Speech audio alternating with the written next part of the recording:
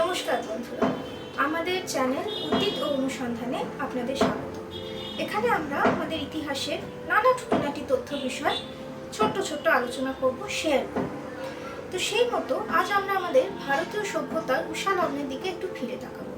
আমরা জানি 1947-এর আগে আমাদের এই দেশটার পরিধি ছিল অনেকটা বৃহৎ।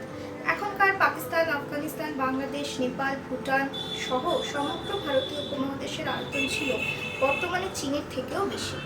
এই উপমহাদেশে প্রথম সভ্যতার উদয় হয় আজ থেকে প্রায় 9000 বছর আগে বেলুচিস্তানের বোলান উপত্যকার মেহেরগড় এলাকায়, যদিও সেটা ছিল গ্রামীণ সভ্যতা। 7000 খ্রিস্টপূর্বাব্দে উদ্ভূত সেই নব্য প্রস্তরীয় বসতি ধীরে ধীরে প্রায় 3500 বছর ধরে পরিণত হওয়ার সাথে সাথে প্রত্যক্ষ করল কৃষির উদ্ভাবন, তামার আবিষ্কার, মৃৎশিল্পের বিকাশ, বাণিজ্য ও শিল্পের অগ্রগতি। মেহেরগড় ছাড়িয়ে আদি তাম্রযুগের সেই সংস্কৃতি ছড়িয়ে পড়ে কাশ্মীর থেকে আফগানিস্তান হয়ে রাজস্থান, গুজরাট পর্যন্ত। গ্রাম ধীরে ধীরে তার পরিধি বিস্তার করতে থাকে, পরিণত হতে থাকে নগরে। আর সেই নাগরিক সভ্যতারই প্রথম বিচ্ছুরণ ঘটল হরপ্পা, মহেঞ্জোদারোর মতো বৃহৎ নগরগুলিতে, যাকে বর্তমানে বলা হচ্ছে সিন্ধু সরস্বতী সভ্যতা। এই সিন্ধু সরস্বতী সভ্যতা বা খুব পরিচিত ভাষায় যাকে আমরা হরপ্পা সভ্যতা বলে জানি, তার আবিষ্কারের সাথে কিন্তু জড়িয়ে আছে একজন বাঙালি প্রত্নতত্ত্ববিদের নাম রাখাল দাস বন্দ্যোপাধ্যায়।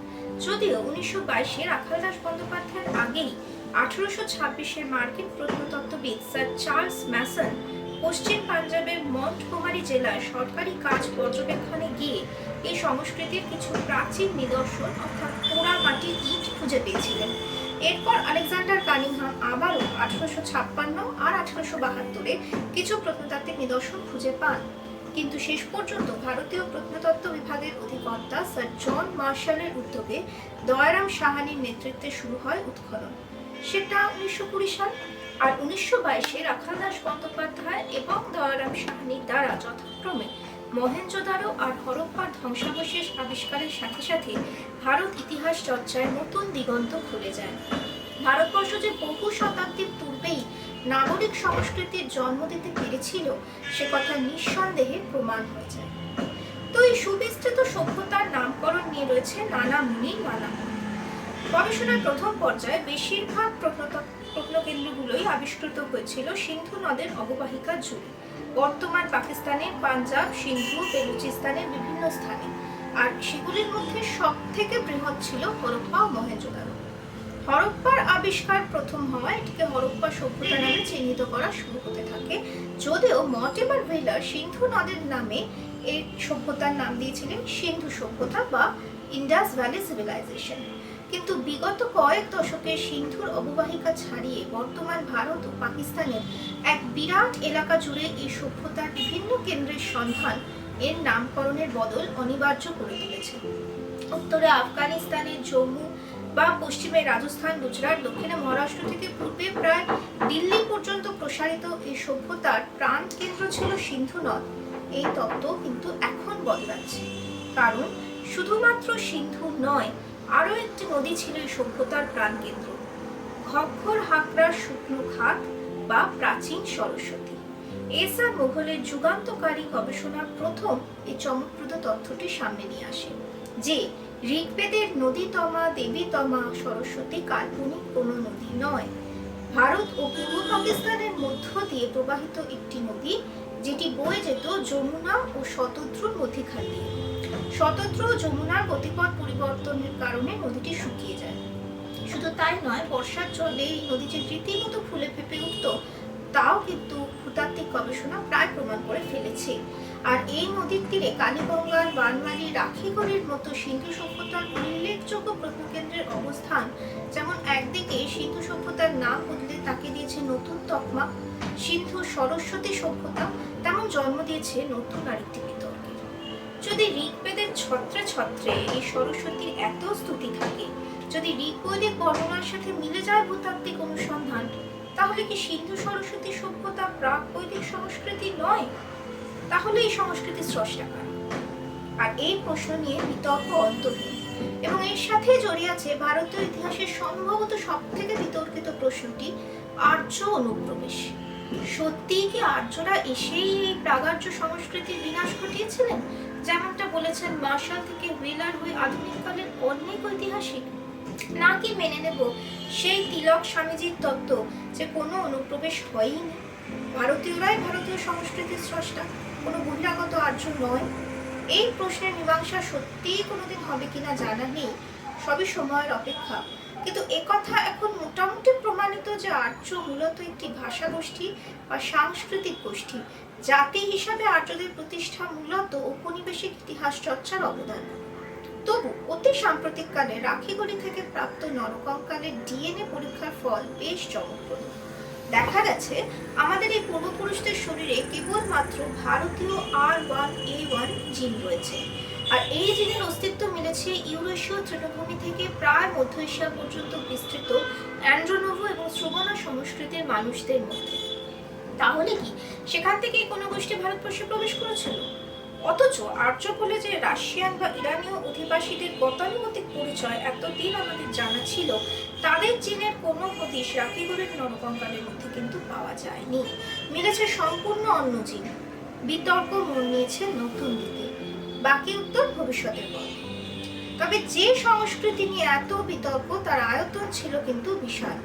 আফগানিস্তান, কাশ্মীর, সিন্ধু, বেলুচিস্তান, মহারাষ্ট্র, গুজরাট, রাজস্থান, হরিয়ানা, অবিভক্ত পাঞ্জাব, উত্তরপ্রদেশ নিয়ে প্রায় 10 লক্ষ বর্গ মাইল বা তারও বেশি।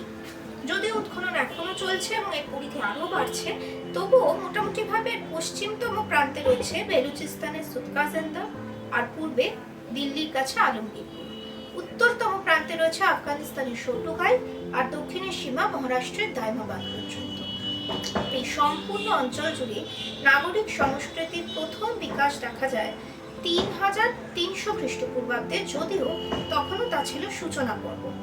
মেহেরগড়ের গ্রামীণ বসতি শুধু নয়, পার্শ্ববর্তী রাজস্থান, পাঞ্জাব, সিন্ধু উপত্যকা জুড়ে কুল্লি, মেহি, নাল, নান্দারা, সতি, সিসওয়াল, কোটতিচি এই সমস্ত গ্রামীণ কৃষিজীবী অভ্যাসের মধ্যেই খুঁজে পাওয়া যায় গ্রাম থেকে নগরে উত্তরণের প্রথম ধাপ। এর পরবর্তী পর্ব তথা বসতি বিস্তার পর্ব শুরু হয় আনুমানিক 2600 খ্রিস্টপূর্বাব্দ নাগাদ। মাটির কুটি আর কঞ্চির দেওয়ালে জায়গা নিল কাদামাটির ইটের বাড়ি। পরিকল্পিত সুবিন্যস্ত রাস্তাঘাটও এলো এই সময়। আচ্ছা, এখনকার ভারতের বড় বড় নগরগুলোতে রাস্তাঘাটগুলো লক্ষ্য করেছেন? এই ধরুন কলকাতা, দিল্লি, এইসব শহরের রাস্তাগুলো উত্তর দক্ষিণে বা পূর্ব পশ্চিমে সোজা চলে গেছে। এই রাস্তার বিন্যাসের ধারণার জন্য আধুনিক ভারত এখনো কিন্তু সিন্ধু সভ্যতার কাছেই ঋণী। সেই সংস্কৃতির নগরগুলিতে মূল রাস্তাগুলি এইভাবেই উত্তর দক্ষিণে এবং পূর্ব পশ্চিমে পরস্পরকে ছেদ করত। তবে এখানকার নগর পরিকল্পনা একটা বিশেষত্ব ছিল যে বেশিরভাগ নগর দুটো অংশে বিভক্ত থাকত। পশ্চিম দিকে থাকতো উঁচু প্রাকার ঘেরা দুর্গ অঞ্চল, যেখানে ছিল মূলত অভিজাত এবং প্রশাসনিক কাজে যুক্ত ব্যক্তিদের বসবাস, আর পূর্ব দিকের নিচু অঞ্চলে ছিল সাধারণ মানুষের বসতি।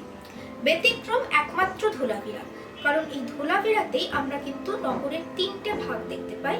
উচ্চ এবং নিম্ন অঞ্চল ছাড়াও সেখানে মধ্যাঞ্চলের অস্তিত্বও দেখা যায়। কোনো কোনো শহর যেমন লোথার বা সুরকতদার আবার নিম্ন এলাকাও দেখা যায় প্রাকার বেষ্টিত। প্রাকার ছাড়াও থাকতো পরিখার বেষ্টন, মূলত বহিঃশত্রুদের আক্রমণ রোধ করতে। একই মাপের পোড়ামাটির ইট দিয়ে নগরের বাড়িগুলো তৈরি হতো, মূলত বড় রাস্তা বা গলির গা ঘেঁষে। বন্যাপ্রবণ এলাকায় বাড়ির ভিতগুলো একটু উঁচু হতো, আর যানবাহন চলাচলের জন্য যাতে বসতির কোনো ক্ষতি না হয় তার জন্য রাস্তার মোড়ে পোতা হতো খুঁটি। বাড়ির মধ্যে যেমন অট্টালিকা বা দোতলা তিনতলা বাড়ি চোখে পড়ে, তেমনি ঘিঞ্জি বস্তি এলাকা চোখে পড়ে গলির মধ্যে। তবে দ্বিতল বা তৃতীয় বাড়িগুলো ছিল আবার অনেকটা আজকের ফ্ল্যাট সিস্টেমের আদলে তৈরি। খোলামেলা বাগান, কূপ, রান্নাঘর, স্নানাগার, বড় ঘর সমেত একটা স্বয়ংসম্পূর্ণ ব্যবস্থা। কখনো কখনো বৈঠকখানাও থাকতো। বানবালিতে এমন বৈঠকখানার সন্ধান মিলেছে। সবথেকে উল্লেখযোগ্য বিষয়, সমকালীন সমস্ত সভ্যতার মধ্যে একমাত্র সিন্ধু সভ্যতাতেই আমরা বাড়ির মধ্যে শৌচাগারের অস্তিত্ব লক্ষ্য করতে পারি। আবার রাস্তাতেও সকলের ব্যবহারের জন্য কূপের ব্যবস্থা ছিল। ছিল সুপরিকল্পিত জল নিকাশি ব্যবস্থা। বাড়ির নোংরা জল সরু নালা দিয়ে গিয়ে পড়তো ঢাকা দেওয়া হাইড্রেনে। বাড়ির প্রবেশপথ থাকতো গলির দিকে, যাতে প্রাইভেসি বজায় থাকে। এছাড়াও হরপ্পার বৃহৎ শস্যাগার ও মহেঞ্জোদারোর বৃহৎ স্নানাগার সম্পর্কে আমরা কম বেশি সবাই জানি, যদিও স্নানাগারটি সকলের ব্যবহারার্থে তৈরি করা হয়েছিল, না ধর্মীয় কাজে ব্যবহার হতো, নাকি মূলত জল সংরক্ষণের কাজে ব্যবহার হতো, সেটা বিতর্ক সাপেক্ষ। তবে জল সংরক্ষণের একটি সুবিন্যস্ত ব্যবস্থা যে সিন্ধু সভ্যতায় ছিল তার প্রমাণ দিচ্ছে ধোলাভিরার সুবৃহৎ ট্যাঙ্ক। তেমন ভাবেই সুপরিকল্পিত সুগঠিত গ্রানাইট কমপ্লেক্সও খ্রিস্টপূর্ব ৫ম শতকের আগে পৃথিবীর কোনো দেশেই দেখা যায়নি, ব্যতিক্রম ভারতবর্ষ। বস্তুত ২৬০০ থেকে ১৯০০ খ্রিস্টপূর্বাব্দ তথা প্রায় ৭০০ বছর এই সভ্যতার উত্তরণের কাল। আর তার সব থেকে বড় বৈশিষ্ট্য তথা উন্নত নগর পরিকল্পনা নিঃসন্দেহে একটি সুসংগঠিত প্রশাসনিক গোষ্ঠীর অস্তিত্বের পরিচয় দেয়, কারণ তা না হলে এত সুপরিকল্পিতভাবে একই প্রকার উপাদানে নগরগুলির নির্মাণ ও রক্ষণাবেক্ষণ কার্যত অসম্ভব ছিল। তবে আজকের মতো আমরা এখানেই শেষ করছি। বিভিন্ন আধুনিক বৈশিষ্ট্যে পরিপুষ্ট এই সংস্কৃতির পরিণত পর্বের আরও নানান খুঁটিনাটি নিয়ে আমরা আবার হাজির হব খুব শিগগিরই আমাদের পরবর্তী ভিডিওতে। ততক্ষণ দেখতে থাকুন এবং আমাদের ভিডিও ভালো লাগলে নিচের বেল আইকনে প্রেস করে সাবস্ক্রিপশন করুন। নমস্কার।